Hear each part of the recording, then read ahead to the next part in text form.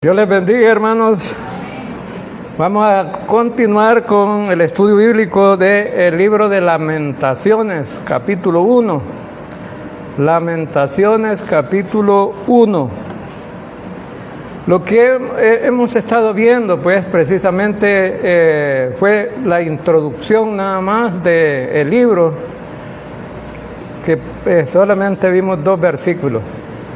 Pero este libro tiene algunas cosas muy importantes que se ven en el libro de Jeremías, que se ven en el profeta Isaías, que se ven en el segundo libro de Reyes, que se ve en el segundo libro de Crónicas.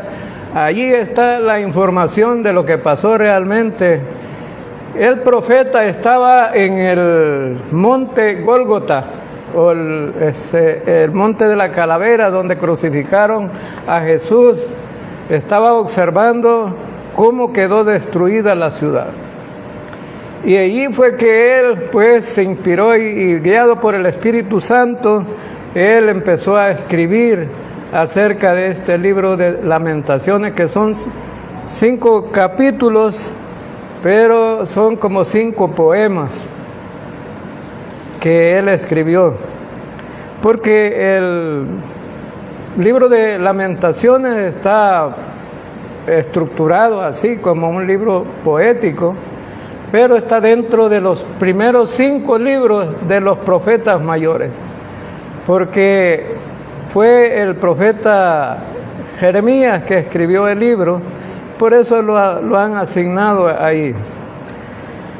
Jeremías, el profeta que sintió el dolor de ver una gran ciudad destruida. Imagínese usted tener una casa, tener una familia, tener todas las cosas que uno necesita y de repente que desaparezcan. Allí hubo mortandad, mucha gente murió, pero el profeta venía anunciando a ellos el problema de que iba a haber un juicio en contra de Judá, pero no le creían. Desde un principio Dios le dijo a Jeremías: tú vas a ser mi profeta, pero no te van a creer cuando profetices. Y uno se pone a pensar, bueno, ¿y por qué nombraron a Jeremías como profeta si no le iban a creer? Pues precisamente por eso, para que escribiera lamentablemente todo lo ocurrido y que quedara, pues, escrito la situación difícil de una ciudad que desapareció a través del juicio de Dios. Entonces,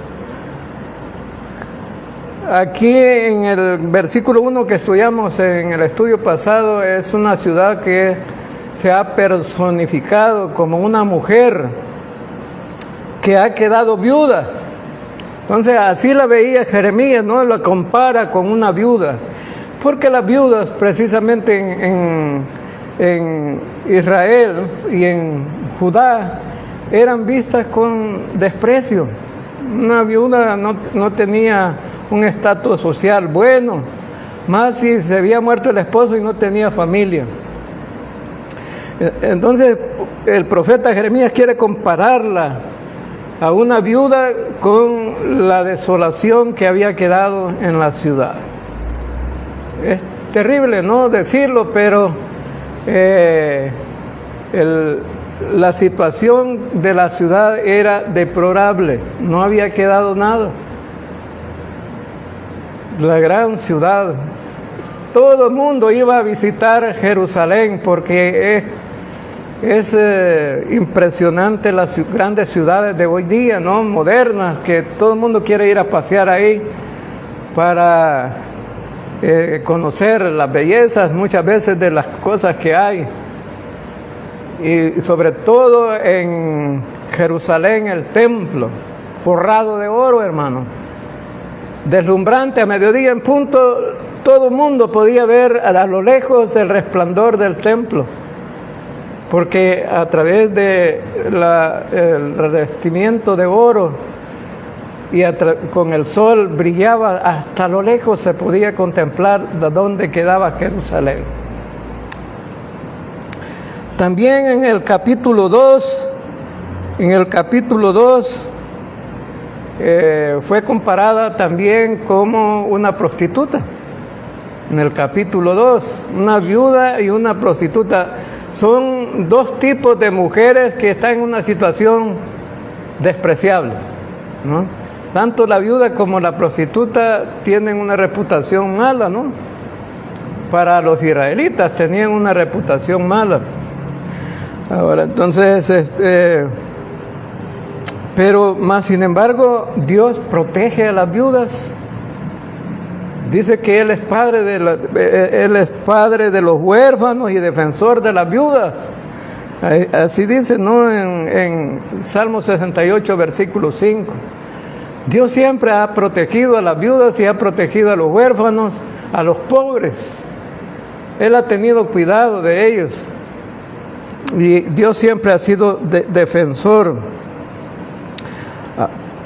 El versículo 2 también, ¿no? Habla acerca de que no tiene quien la consuele y todos sus amantes la abandonaron. Por eso es comparada con una prostituta, ¿no? ¿Y cómo se había prostituido? Porque en Jeremías capítulo 2, versículo 20, vamos a ver ese versículo. Jeremías capítulo 2, versículo 20, dice: porque desde muy atrás rompiste tu yugo y tus ataduras, y dijiste, no serviré. Con todo eso, sobre todo collado alto y debajo de todo árbol frondoso, te echabas como ramera. Entonces aquí Jeremías habla claramente, ¿no? Que Jerusalén era como una ramera. Entonces la palabra aquí, rompiste tu yugo, significa que se ha desligado de la ley y del cuidado de Dios, de la dirección de Dios. Ya no quería tener nada con Dios. O sea que Judá se desligó de Dios. Y por eso es que se había prostituido y había adoptado las costumbres paganas de los otros pueblos, adoración de ídolos. Y eso es lo que es abominación para Dios. Abominación para Dios. Por eso Él dice aquí, debajo de todo árbol frondoso te echabas como ramera. Porque precisamente eso fue lo que pasó. Se había vuelto a las costumbres paganas, y parece ser que hoy estamos en ese tiempo, porque a la gente hoy, los creyentes no estiman nada tener esa buena relación con Dios, pero adoptan las costumbres paganas, bien fácil, ¿no? Y pareciera que no se echara de ver, pero las costumbres paganas afectan la vida espiritual del pueblo. No se puede adoptar lo que Dios no quiere, lo que Dios no está de acuerdo. Pero la gente piensa, no, Dios, ¿qué va a decir Dios? ¿Qué va a decir Dios? No, Dios está siempre mirando, está siempre observando a su pueblo.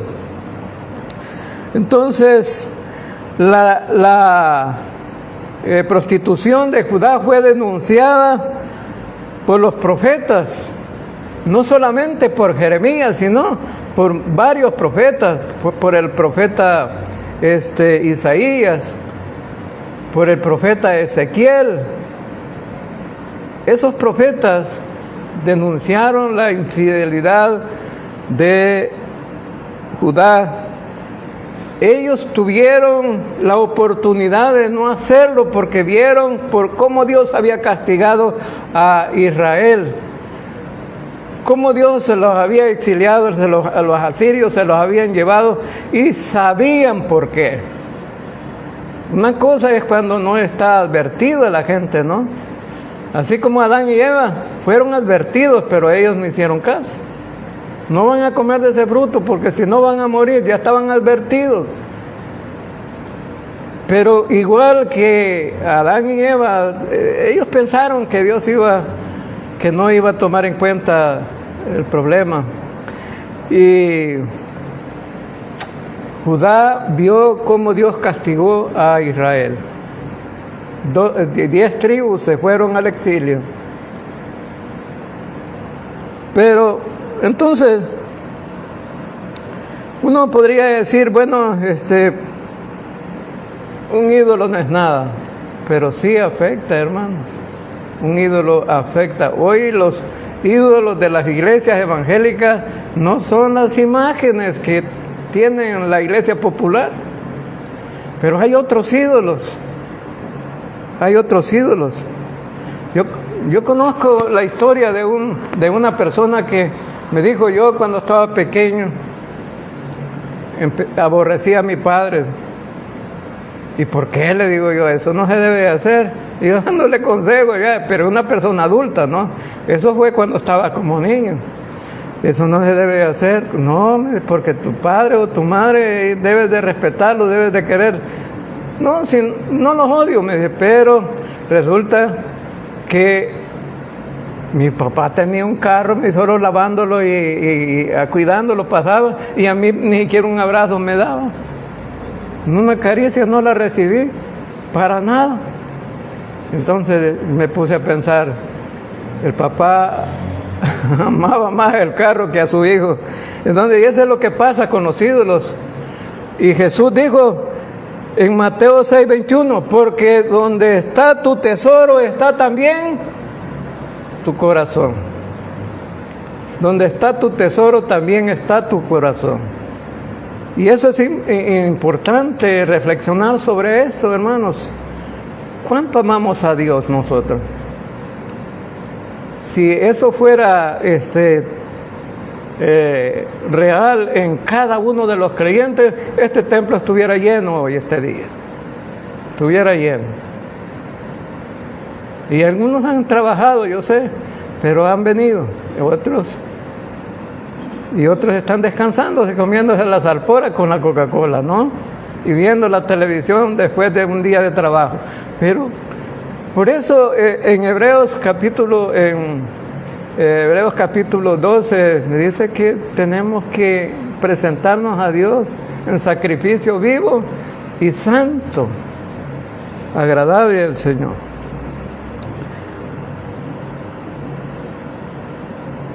Y dice que sus amigos se volvieron enemigos, ¿verdad? En el versículo 2.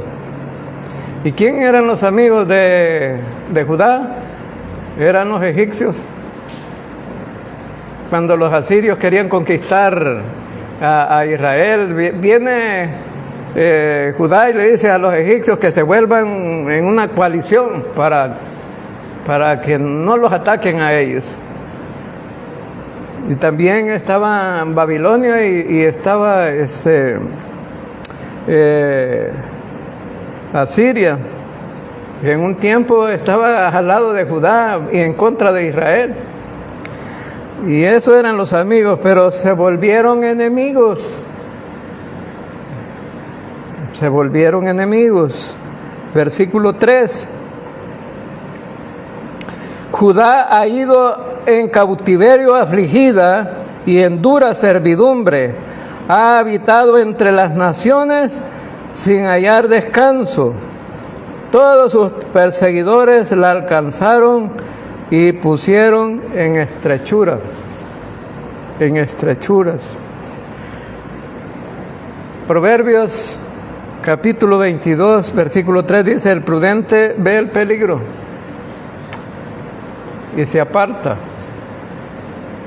El prudente ve el peligro y se aparta. Pero el necio, ¿qué hace el necio? No, él sigue como necio, ¿no? Y dice que se arriesga y lo pagan caro. El necio se arriesga y lo paga caro. Ahora, ¿por qué estoy trayendo a la memoria este proverbio? Porque Dios se había advertido a través de los profetas a Judá. Ya lo había advertido. Dios no quiere castigar a nadie, hermanos, si Él desea salvar al mundo. Desea que el mundo sea obediente y lo busquen a Él. Y no quiere castigar a nadie, pero al final de todo va a haber castigo por la desobediencia del ser humano. Dios pide obediencia. Pero ¿qué pasó con Judá? Vamos a Segunda Crónica, segundo libro de Crónicas, capítulo 26. Segundo libro de Crónicas, capítulo 26, versículo 15 al 17.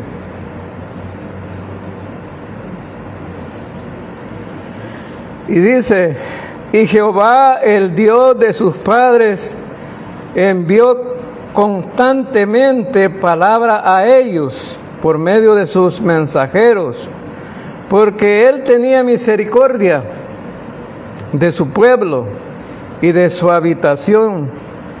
Mas ellos hacían escarnio de los mensajeros de Dios y menospreciaban sus palabras, burlándose de sus profetas, hasta que subió la ira de Jehová contra su pueblo, y no hubo ya remedio, por lo cual trajo contra ellos al rey de los caldeos.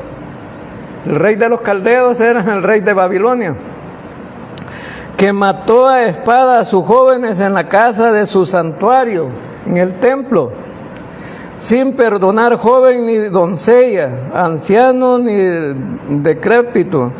Todos los entregó en sus manos. Dios les había advertido, les estaba advirtiendo a través de los profetas, pero ¿qué hacía el pueblo? ¿Qué hacía? Lero, lero, calzón de cuero, es mentira, no pasa nada. No, y le estaba advirtiendo, viene un juicio para ustedes, van a venir una nación y los va a conquistar, se los va a llevar exiliados para su tierra, van a ser esclavos. Es mentira. Es mentira. No puede ser así. No sucede nada, no pasa nada. No creían. Por eso al profeta Isaías le dijeron: no te van a creer. No te van a creer. Y dice que subió la ira de Jehová contra su pueblo y no hubo remedio. Llegó hasta el momento donde rebalsó el vaso de la ira de Dios y no se podía detener ya. Dijo Dios: esto no tiene remedio, solo hay que disciplinarlos y castigarlos. Es la única manera, ya como cuando el padre le está advirtiendo al hijo, ¿verdad? Estate quieto, te voy a pegar. Estate quieto, te voy a pegar. Y a la tercera vez tiene que gritarle: no, te voy a pegar. Agarra su cincho y le da sus 2 correazos. Le estaba advirtiendo, pero no hizo caso. ¿Sí? No hizo caso. Entonces, ese es el problema que pasó con Judá. Ellos no hicieron caso a los profetas, pensaron que era mentira.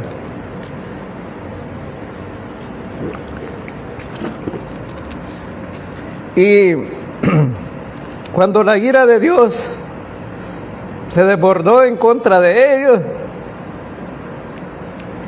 pues se dieron cuenta que sí era verdad, que no era mentira, que era una realidad del castigo. Y vemos allí en Jeremías capítulo 5, versículo 31, que dice: los profetas profetizaban mentira y los sacerdotes dirigen por mano de ellos, y mi pueblo así lo quiere. ¿Qué haréis al final de esto? Ellos les gustaba que les profetizaran mentira. Así como las iglesias en este tiempo, hay muchas iglesias que quieren que el pastor les predique mentira. para tenerlos es el evangelio del psicológico, o contarle unos cuantos chistes aquí enfrente y la gente se va contento. Ahí estuvo bonito el culto, ¿verdad? Miren los chistes que contó el hermano. Y Pablo ya lo advirtió y dijo que vendrán tiempos cuando no soportarán la sana doctrina, sino que teniendo comezón de oír, ¿el qué? Fábulas. Entonces, ese es el tiempo que hemos llegado hoy en día, hermanos. La mayoría de iglesias no está predicando la palabra, está predicando cualquier otra cosa, psicología, y a la gente le gusta que le prediquen lo que ellos quieren oír. ¿Sí? Cuando yo vine a esta iglesia, me hacían una lista de versículos, me decían, de esto va a predicar, hermano. O sea, las ovejas me decían qué predicar. No era yo quien tenía que tomar la determinación de predicar. Y ahora el día la mayoría de iglesias así está. ¿Sí? Las ovejas dicen qué quieren oír. Ahora vemos entonces, hermanos, que hoy día también le hablamos a la gente el mensaje del evangelio, y la gente no quiere oír la verdad del evangelio. Le decimos a la gente también, viene tiempo de juicio, un día Dios va a juzgar al mundo, va a castigar al mundo.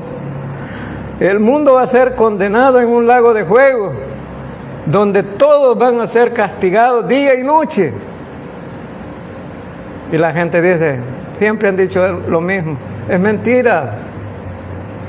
No, pero en segunda Tesalonicenses el apóstol Pablo escribió, se lo voy a leer, y dice en el capítulo 1, versículos 8 y 9, dando retribución a los que no conocen a Dios y a los que no obedecen el evangelio de nuestro Señor Jesús, los cuales sufrirán pena de eterna perdición, excluidos de la presencia del Señor y de la gracia de su poder.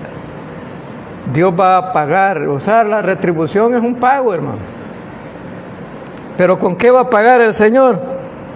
¿Con qué va a pagar el Señor? Con un castigo, con un juicio. Va a ser un castigo en un lago de fuego donde va a sufrir la gente día y noche. Y por los siglos de los siglos, sin fin. Y ya vimos con el profeta Isaías que los creyentes van a poder observar y ver todo eso. Entonces, se van a olvidar no solamente de lo que tenían aquí en esta tierra, sino también de la misma presencia de Dios. No van a poder tener el amor de Dios y la presencia que tuvieron mientras estaban en esta tierra y podían tomar la decisión de creer el evangelio. Entonces ellos serán atormentados, castigados. Cuando habla aquí en el versículo 3 del cautiverio, Dios envió a los caldeos para castigar a Judá. En Segunda Crónicas, capítulo 26, versículo 17, vamos a leerlo. Segundo libro de Crónicas, capítulo 26, versículo 17, dice, por lo cual trajo contra ellos al rey de los caldeos, que mató a espada a sus jóvenes en la casa de su santuario, sin perdonar joven ni doncella, anciano ni decrépito, todos los entregó en sus manos. Y luego una parte se la llevó para Babilonia. Allí iba Daniel y sus amigos, ¿verdad? La gente más importante se la llevó para el palacio, para prepararlos con la ciencia y con el conocimiento babilonio. Pero ellos no se olvidaron de Dios, permanecieron firmes. Y allí en segundo libro de Reyes, capítulo 25, versículo 7, dice: degollaron a los hijos de Sedequías en presencia suya. Imaginen, el rey estaba ahí. Vienen los caldeos, agarran a los hijos del rey Sedequías, los degollaron delante del padre.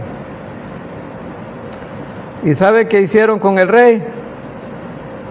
Al rey Sedequías le sacaron los ojos y atados en cadenas se lo llevaron a Babilonia.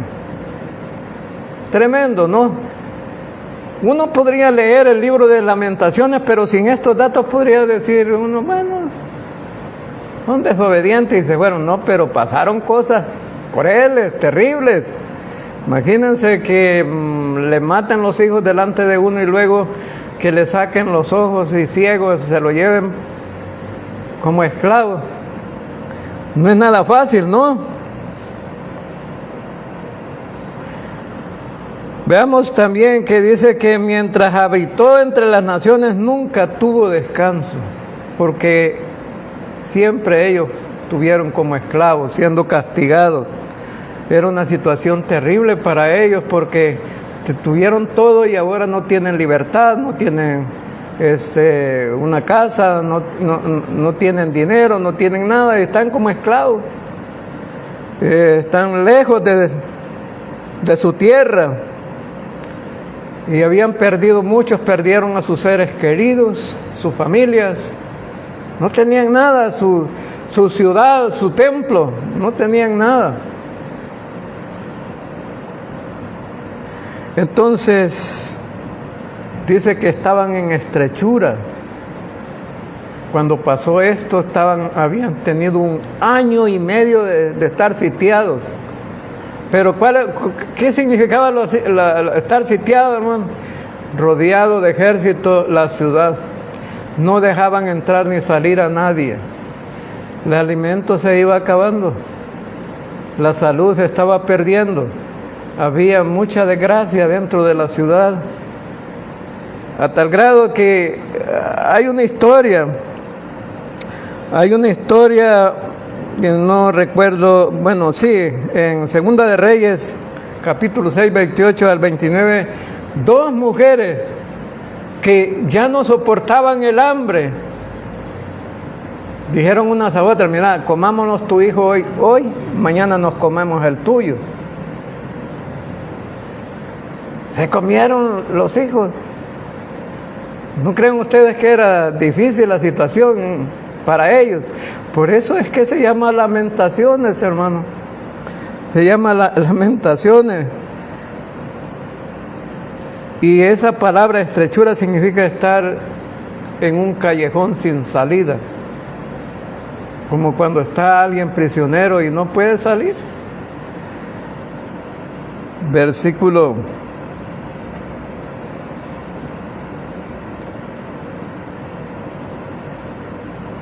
Y usted podría decir, hermano, pero ¿eso qué nos afecta a nosotros como iglesia? ¿Qué nos afecta?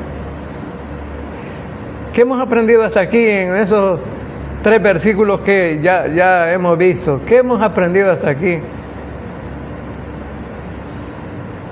Que el pecado trae consecuencias grandes. Y eso nos puede servir a nosotros como iglesia. Evitar de ser infiel al Señor para no caer en desgracias. Bueno, en Gálatas 6, 7 y 8 Pablo escribió: no os engañéis, Dios no puede ser burlado, pues todo lo que el hombre sembrare, eso también segará. Porque el que siembra para su carne, de la carne segará corrupción, mas el que siembra para el Espíritu, del Espíritu segará vida eterna.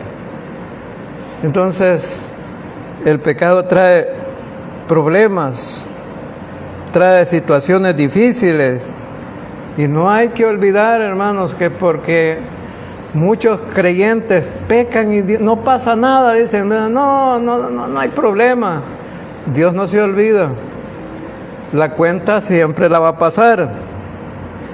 Versículo 4 de Lamentaciones.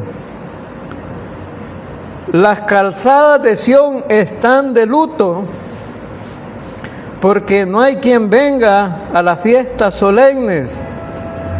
Todas sus puertas están asoladas, sus sacerdotes gimen, sus vírgenes están afligidas, y ella está llena de amargura. Ella está llena de amargura, la ciudad está llena de amargura. Una personificación, ¿no? Llena de amargura. Este versículo transmite el impacto devastador que tuvo la ciudad cuando se lo llevaron al exilio.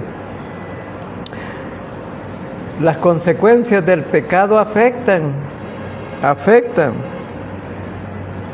Fíjense bien cómo estaban. Calles desoladas.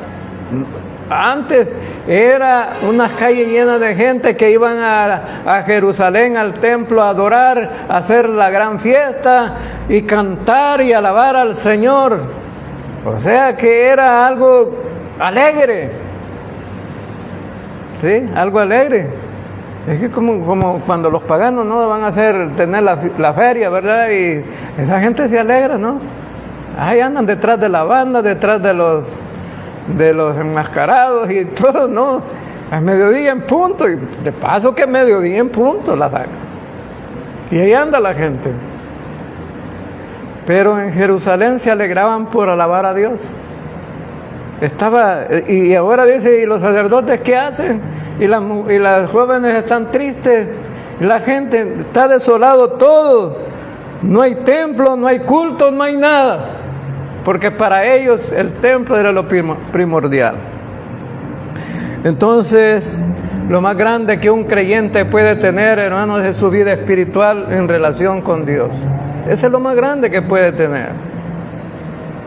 Y si no lo ha valorado, valórelo. Porque lo que tenemos con Dios no es pasajero, es eterno. Usted puede tener un buen carro, una buena casa, puede tener dinero, puede tener todo lo que quiera. Pero Salomón dijo, vanidad de vanidades. Todo es vanidad. Porque eso todo se acaba. Todo se acaba. Y cuando nos vayamos de este mundo, ahí van a quedar para los testigos de Jehová. Entonces, fíjense bien que eso puede pasar en la vida de un creyente, estar insatisfecho, venir al culto a la fuerza. Dicen, va a venir el pastor a buscarme, por eso voy a ir hoy, porque como no estoy llegando, pues. No, uno no debe venir de esa manera. Debe venir porque está contento de haber conocido al Señor, de poder alabarle, de gozarse pues en la reunión que estamos adorando al Rey de Reyes. Así debe de ser. Pero no, que muchas de las fuerzas, no, eso no tiene significado para Dios. Un hermano me llamaba por teléfono para la pandemia en el 2019. A cada rato me llamaba. Me decía, hermano, ¿cuándo vamos a abrir el culto? No, le dije, hay que acatar las órdenes de las autoridades, porque dicen que si abrimos el templo, nos van a llegar a sacar ahí. Entonces no podemos caer en ese problema. Nos van a hacer burla la gente, le digo que nos llevan presos. Hay que aguantarse unos días hasta que digan que sí se puede. Ah, no, hermano, usted debía de tener ese templo abierto para que vayamos y nos congreguemos. Yo tengo necesidad de alabar a Dios. En la casa se puede también y estamos tirando los videos y usted puede hacer su propio culto ahí en la casa. Me decía, no hombre, yo quisiera que usted fuera, me mencionaba un pastor de allá de la pista. A ese pastor, mire, todos los días abre el templo y hace culto. Ahí va a ver lo que le va a pasar.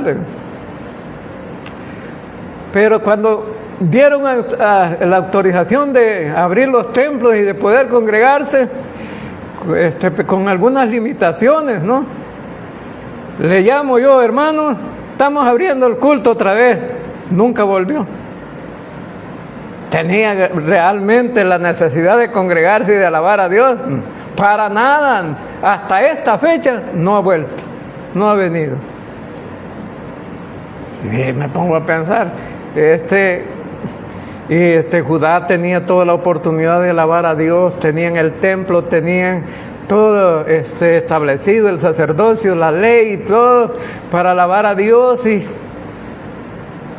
y ahora que lo llevaron al exilio están añorando al Dios verdadero, porque Dios los abandonó por un espacio de tiempo, porque decidieron alabar los ídolos, buscar adoración a otros dioses,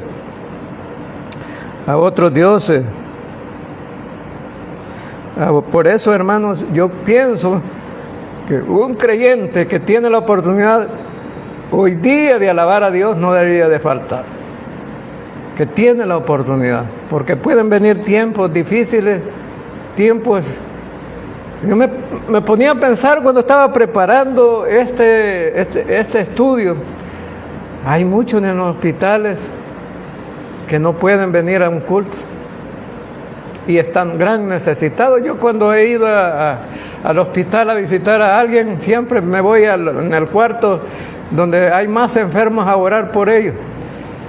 Y es que la gente no se niega, dice, sí, ore por mí. Está en una situación difícil, enfermo, que de la noche a la mañana podría morir, y entonces, pues en los últimos momentos quisieran tener una buena relación con Dios, pero pues que estamos buenos, que nos movemos y todo, a veces nos hacemos renuentes, ¿no?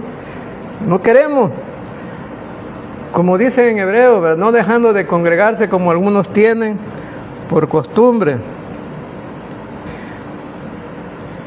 Y cuando leí el Salmo 122, versículo 1, que fue un salmo de David, que dice, yo me alegré con los que me decían, a la casa de Jehová iremos. ¿Cómo estaba David?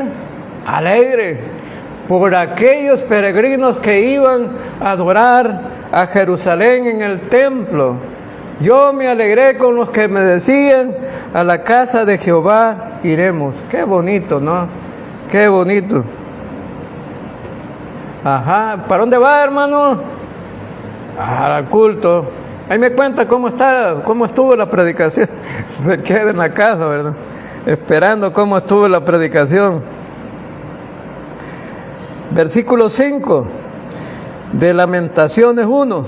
Sus enemigos fueron hechos príncipes, sus aborrecedores fueron prosperados, porque Jehová los afligió a causa de sus muchas rebeliones. Sus hijos fueron en cautividad delante del enemigo. Ahora, entonces aquí vemos claramente, ¿no?, cuál es la razón por que ellos fueron castigados o llevados al cautiverio, porque dice que se rebelaron contra Dios por sus muchas rebeliones. ¿Y esas rebeliones qué es? Muchos pecados. Se rebelaron contra Dios. Entonces el pecado trae consecuencias. Por la multitud de sus transgresiones fueron llevados al castigo. Y eso de que multitud de rebeliones significa darle la espalda a Dios, estar en contra de Dios, ¿sí? Estar en contra de Dios. Hay un versículo en 2 Timoteo 3, 16 y 17 parece, que dice que toda la escritura es inspirada por Dios y útil. Bueno, ahí tienen ese versículo. A veces yo le pregunto a gente que es creyente, que está en las iglesias, cree que ese versículo es real. Sí, me dice. ¿Si es inspirado por Dios? Sí. Pero cuando se llega a algunos pasajes que no les conviene, dicen, no, el apóstol Pablo estaba mintiendo, ahí estaba, era machista. Cuando se hablan de que no hay pastoras, ¿no? Pablo era machista. Bueno, y que no acaba de decir que la Biblia es inspirada por Dios. No, pero esa parte de Pablo no. Y la palabra, como dice, toda la escritura. Ahora entonces le dan la espalda a Dios, miren, por hacer lo que ellos quieren. Y dice que en este versículo que se invirtieron los roles, los que estaban abajo se fueron arriba, los que no gobernaban se volvieron gobernantes, y los que tenían todas las posibilidades las perdieron. Se volvieron en tragedia los hijos. Dice que fueron cautivos. Tremendo, ¿no? Entonces podemos aprender que el sufrimiento puede ser también aquí la chispa que nos lleve a buscar la reconciliación con Dios. Si nos hemos equivocado en algún momento, tenemos la oportunidad todavía de volver al Señor, de reconciliarnos con Él y de estar en armonía con Él. Veamos el versículo 6. Desapareció toda la hermosura de la hija de Sión, sus príncipes como siervos que no hayan pasto, anduvieron sin fuerza delante del perseguidor. Dice que Jerusalén perdió todo el esplendor. Desapareció la hija de Sión, toda su hermosura, aquella gran ciudad que todo el mundo quería conocer. Todo el mundo quería conocer. Cuando vienen al país los extranjeros, ¿qué quieren conocer, hermano? ¿Qué quieren conocer los extranjeros? Nosotros no tenemos grandes cosas, pero los extranjeros andan buscando los mejores lugares para ir a conocer, ¿no? Yo he ido con unas cuantas veces allí a Alegría y un montón de gringos andan ahí, ¿no? Extranjeros viendo. Y se miran cuando ven los muñequitos y las cositas que los salvadoreños hacen, ¿no? Pero eso no es nada comparado con lo que era Jerusalén. Era lo más bello una de las maravillas más grandes que han existido en el mundo, ¿no? Pero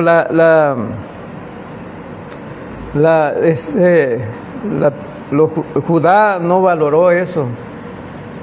Jeremías le dijo, te va a pasar la factura a Dios, pero no hiciste caso. Y ahora están lamentándose, ¿no? Veamos también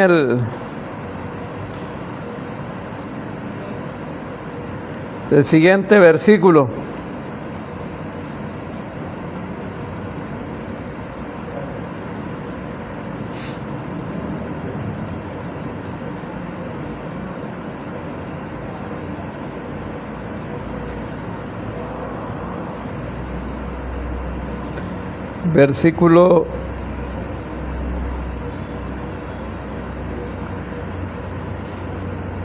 Versículo 7. Jerusalén, cuando cayó su pueblo en manos del enemigo y no hubo quien le ayudara, se acordó de los días de su aflicción, de sus rebeliones y de todas las cosas agradables que tuvo desde los tiempos antiguos. La miraron los enemigos y se burlaron de su caída. Aquí se cumple, hermanos, el dicho popular que todo el mundo repite aquí, no en nuestro calor salvadoreño. Mi mamá me lo decía. Cuando los padres aconsejan a los hijos, ¿no? Y después terminan diciendo, Mi mamá me lo decía. Así le pasó a Judá, ¿no? Dice que se quedaron preguntando, ¿no? ¿Y a dónde estaba lo bonito que teníamos antes? ¿A dónde está la vida que llevábamos antes? ¿A dónde está todo lo bueno que teníamos? No, ya no está. Quedaron preguntando. Porque a través de sus rebeliones, de sus todas las cosas agradables que tenían en los tiempos anteriores, desaparecieron. Y dice que los enemigos se burlaban de ellos, ¿sí? Como los creyentes, ¿no? Hay creyentes que uno encuentra en el camino y dice, uno los está evangelizando y no sabe que habían estado en la iglesia, y de repente le aparecen diciendo, no, si yo fui creyente usted, y fui de los buenos, no como los de hoy, ¿verdad? Yo era de esos creyentes estrictos, cumplidor de la palabra.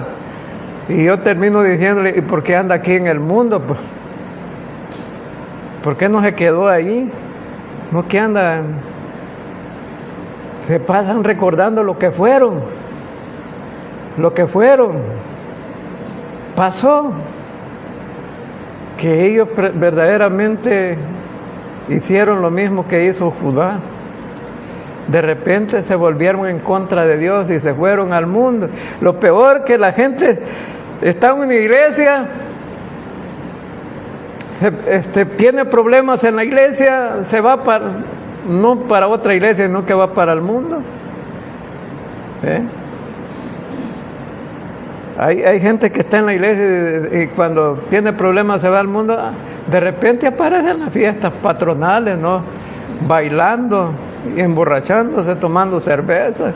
Bueno, y dice la gente que no era creyente pues, que no era creyente.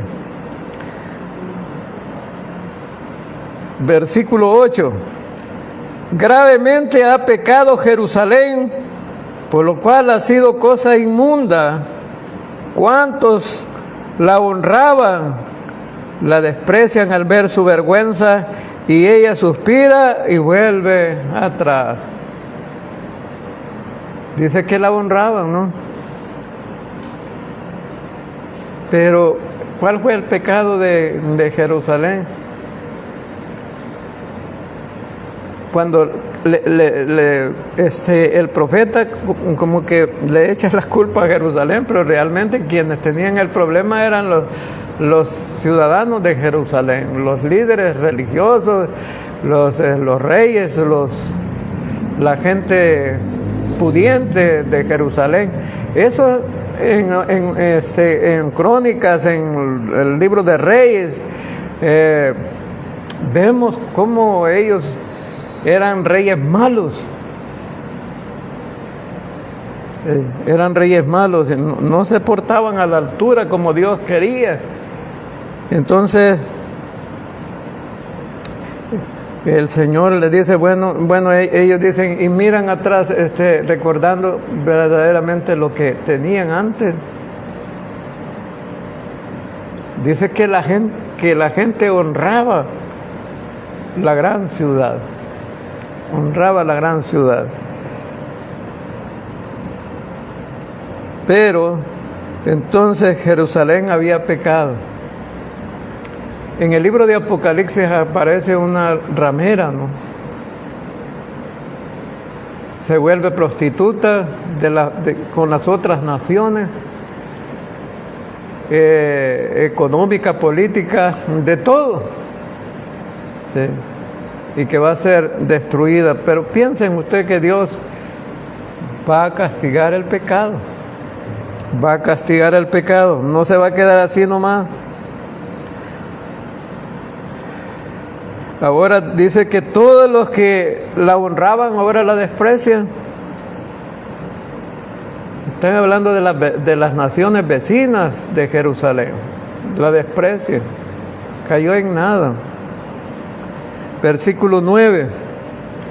Sus inmundicias están en sus faldas. No pensó en su fin, cayó de manera sorprendente sin tener quien la consolara. Mira, Jehová mi aflicción, porque el enemigo se ha engrandecido. Dice que su inmundicia está en las faldas. Cuando le va a venir el periodo menstrual a las niñas, que todavía no les ha venido, la primera vez que les viene se asustan, porque se les mancha la falda. Entonces tomen la idea, hermano, de qué sorprendente es para una criatura que está inocente todavía y se le ve las manchas en su falda y se asusta. Entonces eso es lo que está ilustrando el profeta aquí, que el pecado de Jerusalén es como esa mancha en la falda, ¿verdad? Que nadie quiere enseñar, ¿verdad? Que las mujeres se asustan y se tratan de taparse eso, pues, porque nadie lo quiere enseñar. El pecado casi nadie lo quiere enseñar. Entonces, y dice que no pensó en su fin, cayó de manera sorprendente sin tener quien la consolara. Lo agarró por sorpresa el Señor, ¿no? Pensó que era mentira, ¿no? Que los profetas decían que iba a ser castigado. Y versículo 10, extendió su mano al enemigo, a todas sus cosas preciosas. Ella ha visto entrar en su santuario a la gente acerca de las cuales mandaste que no entraran en su congregación. Lo más triste, hermanos, tenía la situación en la que cayó la vida espiritual del pueblo.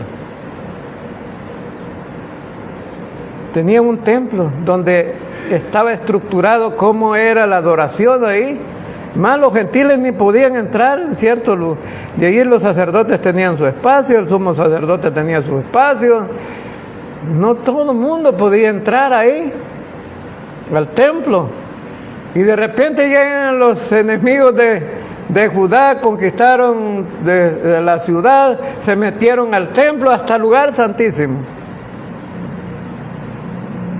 Se metieron, ¿no? Y fue triste para ellos. Imagínense que de repente aquí tenemos este templo nosotros para adorar al Señor. De repente viniera gente, ¿no? Y empezara a hacer un gran fiestón aquí, música, cervezas y de todo, ¿no? Qué triste sería para aquellos que amamos al Señor, ¿no? Que alabamos al Rey de Reyes y Señor de Señores. Qué triste sería ver que lo que antes había sido para adorar al Señor, ahora lo ocupan para hacer cosas mundanas. Cuando el anticristo se siente en el templo, va a hacer sacrificios impuros allá en el tiempo de la tribulación. Y va a pedir que lo adoren a él. Y por eso Israel es perseguido, porque Israel tenía el templo a su cargo y de repente empieza la persecución. Qué triste va a ser para ellos tener que irse del templo, dejar de adorar, y ahora está un impostor ahí buscando que lo adoren. Eso es lo que pasó aquí también, ¿no? Llegó el pueblo de Babilonia, la ciudad de los babilonios, los caldeos, llegaron y se metieron en el templo y hicieron lo que querían, destruyeron todo, se robaron las cosas. Y en el libro de Daniel nos damos cuenta de que los utensilios que tenían en el templo los tenían ahí, ¿verdad? En Babilonia. Y los sacaron para beber vino y todo, las copas y todo, y apareció la mano donde dice que fuiste pesado y fuiste hallado falso al rey de Babilonia. Entonces, hermanos, vamos a concluir aquí y pensando en que La infidelidad a Dios trae consecuencias graves. Nosotros como creyentes debemos de reflexionar en eso, ¿no? Si a Israel le fue mal, a Judá le fue mal, no estamos exentos nosotros de que como iglesia nos vaya mal también si no somos fieles al Señor. Vamos a orar. Señor Dios Todopoderoso, Rey de Reyes,